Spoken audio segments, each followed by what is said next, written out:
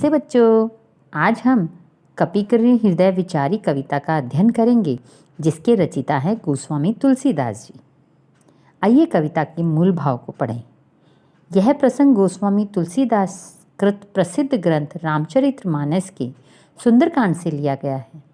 लंका का राजा रावण वन से ही सीता जी को धोखे से उठाकर ले जाता है और उन्हें अशोक वाटिका में रखता है।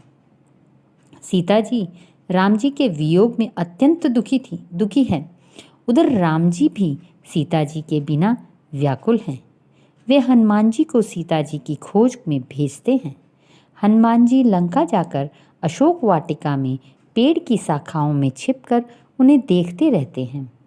त्रिजटा, जो सीता जी की देखभाल के लिए रखी गई थी, माँ की तरह उनका ध्यान रखती है।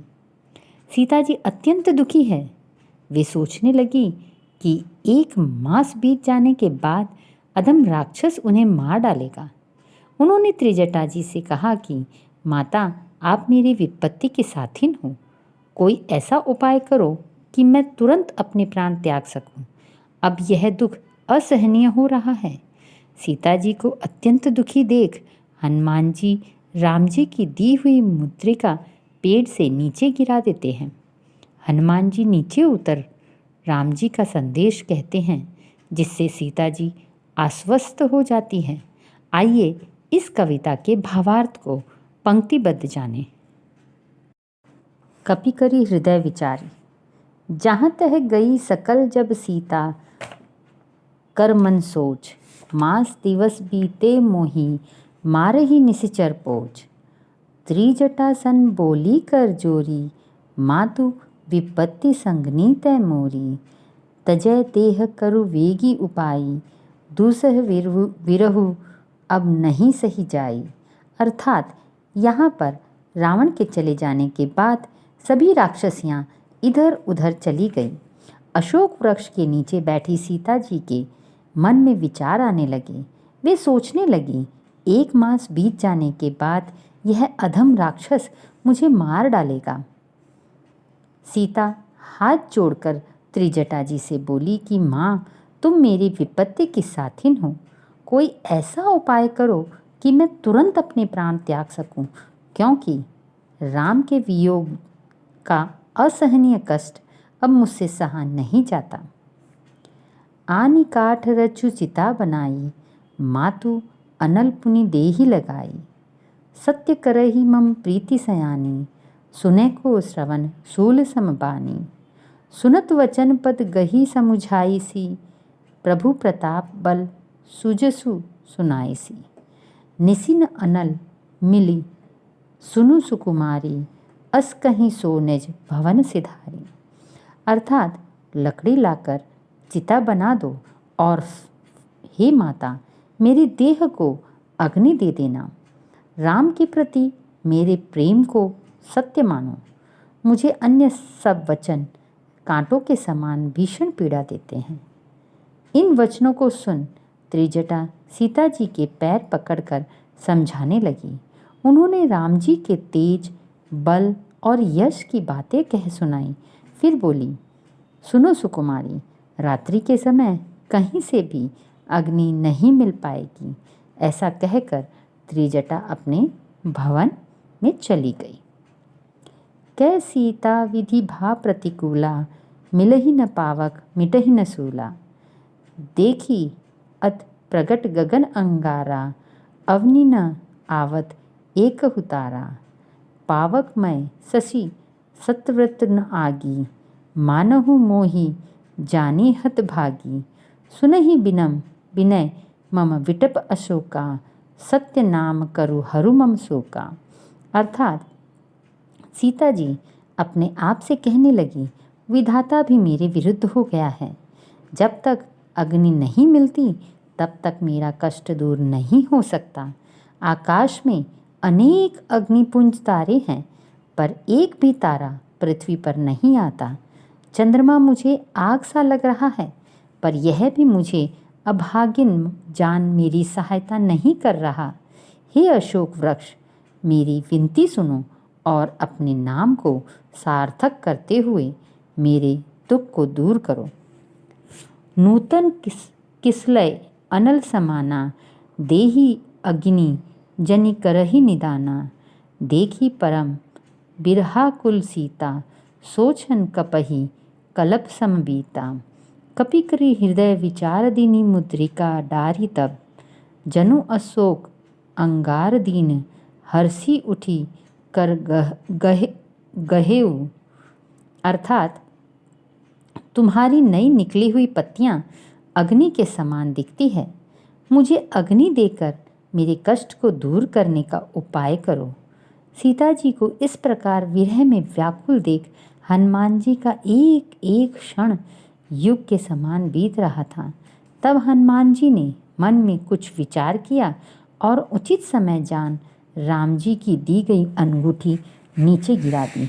सीता जी ने सोचा कि अशोक वृक्ष ने उसकी प्रार्थना सुन ली और अंगारा नीचे फेंक दिया है। सीता जी ने प्रसन्न चित्त से उसे उठाकर हाथ में ले लिया। तब देखी मुद्रिका मनोहर, राम नाम अंकित अति सुंदर। चकित चित मुद्री पहचानी, हरस विषाद हृदय अकुलानी। अर्थात राम नाम से अंकित उस सुंदर मुद्रिका को सीता जी ने आश्चर्यचकित होकर देखा और पहचान लिया। उनका हृदय एक साथ हर्ष और विषाद के मिले जुले भावों से व्याकुल हो उठा। जीती को सकई अजय रघुराई, माया ते असी रची न जाई। सीता मन विचार कर नाना, मधुर वचन बोले हनुमाना। रामचंद्र गुण बरने लागा, सुनत है सीता कर दुख भागा। लागी सुने श्रवण मन लाई, आदिहु तय सब कथा सुनाई। अर्थात सीता जी के मन में कई प्रकार के विचार उठने लगे कि राम जी तो अजय हैं, उन्हें कौन जीत सकता है, और फिर यह मुद्रिका माया रचित भी नहीं हो सकती। तभी वृक्ष के ऊपर से हनुमान जी मीठे वचन बोलने लगे। हनुमान जी ने रामचंद्र जी के गुणों का बखान किया, जिन्हें सुनकर सीता जी का दुख दूर हो गया। वे बहुत ध्यान से उन वचनों को सुनने लगी। हनुमान जी ने प्रारंभ से अब तक की कथा कह सुनाई। श्रवणामृत जेहि कथा सुहाई, कही सो प्रकट होती किन भाई। तब हनुमंत निकट चली गहो, फिरी बैठी मन विषम भयऊ। रामदूत मैं मातु जानकी, सत्य सफत करुणा निधान की। यह मुद्रिका मातु में आनी, दीनी राम तुह कह सही दानी। अर्थात सीता जी ने कहा, कानों में अमृत घोलने वाली सुंदर कथा का वर्णन तुमने किया। हे भाई, तुम मेरे सामने प्रकट क्यों नहीं होते। तब हनुमान जी उनके निकट गए। सीता जी दूसरी ओर मुंह फेर कर बैठ गई। हनुमान जी ने कहा, जानकी माता, मैं राम जी का दूत हूँ। मैं यह बात करुणा सागर श्री राम जी के सौगंध खाकर कहता हूँ। यह अंगूठी मैं लाया हूँ, आपको निशानी के रूप में देने के लिए श्री राम जी ने कहा है। नर वानर ही संग कहु कैसे, कही कथा भई संगति जैसे। कपि के वचन सम प्रेम सुनी उपजा, मन विश्वास। जाना मन कर्म वचन यह, कृपा सिंधु कर दास। अर्थात सीता जी के मन में आश्चर्य हुआ कि कहाँ राम जी और कहाँ यह बंदर। हनुमान जी ने राम जी के संग मैत्री की सारी कथा सुनाई। हनुमान जी के प्रेम भरे वचनों को सुन सीता जी के मन में विश्वास हो गया कि यह मन वचन कर्म से कृपा सागर राम जी का सेवक है। आइए इस कविता के कुछ मुख्य मौखिक और लिखित प्रश्नों को देखें। पहला, त्रिजटा कौन थी। रावण ने सीता जी के रहने का प्रबंध अशोक वाटिका में किया था। वहीं उनकी देखरेख के लिए त्रिजटा नाम की एक दासी को रखा था। दूसरा, सीता जी किस बात से चिंतित थी। उत्तर, सीता जी की चिंता का कारण यह था कि इतना समय बीतने पर भी श्री राम जी उन्हें राक्षसों से छुड़ाने नहीं आए थे। तीसरा, त्रिजटा ने सीता जी से क्या कहा? उत्तर, त्रिजटा ने सीता जी से रामचंद्र जी के यश का बखान करते हुए कहा कि अब रात्रि का समय है, आग का प्रबंध नहीं हो सकेगा। चौथा, आकाश में चांद और तारों को देखकर सीता जी ने क्या सोचा? उत्तर, सीता जी ने आकाश के चांद और तारों को देखकर सोचा कि कोई तारा टूटकर पृथ्वी पर क्यों नहीं आ जाता जिससे मुझे अग्नि मिल सके। चंद्रमा भी आग के समान लग रहा है, किंतु वह भी मेरी सहायता नहीं कर रहा है। सीता जी के संकोच को जानकर हनुमान जी ने कहा, जानकी माता, मैं राम का दूत हूँ। मैं यह बात श्री राम जी की सौगंध खाकर कहता हूँ कि उन्होंने यह अंगूठी निशानी के रूप में आपको देने के लिए कहा है।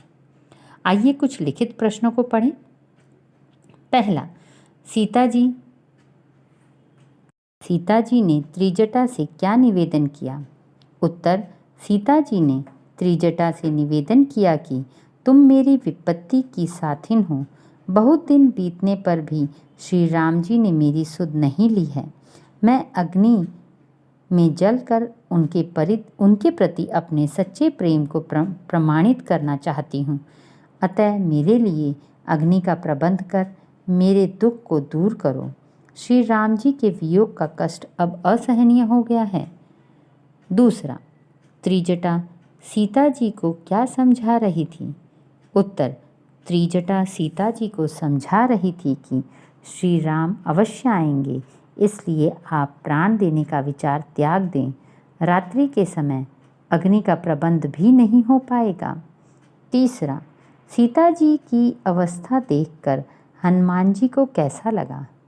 उत्तर, सीता जी को श्री राम के विरह में व्याकुल देखकर हनुमान जी को बहुत दुख पहुंचा। उनका एक एक क्षण युग के समान बीत रहा था। चौथा, हनुमान जी ने अंगूठी कब, कहाँ और क्यों गिराई? जब सीता जी बहुत व्याकुल थी तो अशोक वृक्ष की लाल पत्तियों को अंगारा मानकर अग्नि मांग रही थी। वे कह रही थी कि मुझे अग्नि देकर मेरा कष्ट दूर करो। तब अशोक वृक्ष पर बैठे हनुमान जी ने उचित समय जानकर राम नाम से अंकित उस सुंदर मुद्रिका को नीचे गिरा दिया। पांचवा, अंगूठी देखकर सीता जी के मन में क्या क्या विचार उठे? उत्तर, अंगूठी देखकर सीता जी का मन हर्ष और विषाद के मिले जुले भावों से व्याकुल हो उठा। वे सोचने लगी कि कहीं यह मुद्रिका मायावी तो नहीं।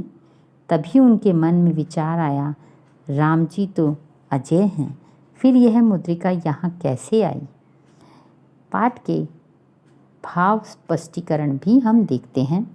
पहला, सत्य नाम करु हरू मम शोका, अर्थात यहाँ पर सीता जी अशोक वृक्ष से प्रार्थना करते हुए कहती हैं कि आपके नाम का अर्थ है शोक रहित। आप अपने नाम को सार्थक करें और मेरे शोक यानी दुख को दूर करें। दूसरा, फिर बैठी मम विषम भयउ, सीता जी हनुमान जी का वानर रूप देख आश्चर्यचकित रह गई कि राम और वानर का साथ यह कैसे हुआ। कहीं यह भी रावण की कोई मायावी चाल तो नहीं। तीसरा, जाना मम मन कर्म वचन यह कृपा सिंधु कर दाता, कृपा सिंधु कर दास।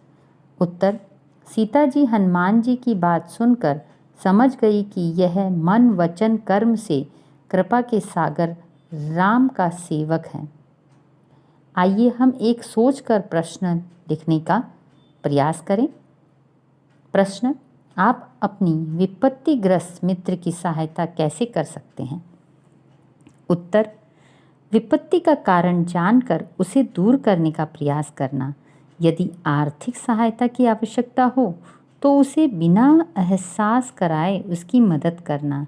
शारीरिक कष्ट हो और मित्र अपना कार्य स्वयं कर पाने में असमर्थ हो तो उसका कार्य करते हुए उसे मानसिक संबल प्रदान करके नकारात्मक सोच को सकारात्मक सोच में बदलकर तथा समय सदा एक सा नहीं रहता, सुख दुख तो आते जाते रहते हैं, सुक्तियों द्वारा उसका हौसला बढ़ाकर उसे विपत्ति का सामना करने योग्य बनाकर विपत्तिग्रस्त मित्र की सहायता कर सकते हैं। पाठ के कविता के जो अन्य व्याकरण संबंधी प्रश्न उत्तर हैं उनका अब हम अध्ययन करेंगे और विद्यार्थी व्याकरण संबंधी जो भी प्रश्न हैं वो स्वयं उसका अध्ययन करेंगे और उसे याद करने का प्रयास करेंगे। धन्यवाद।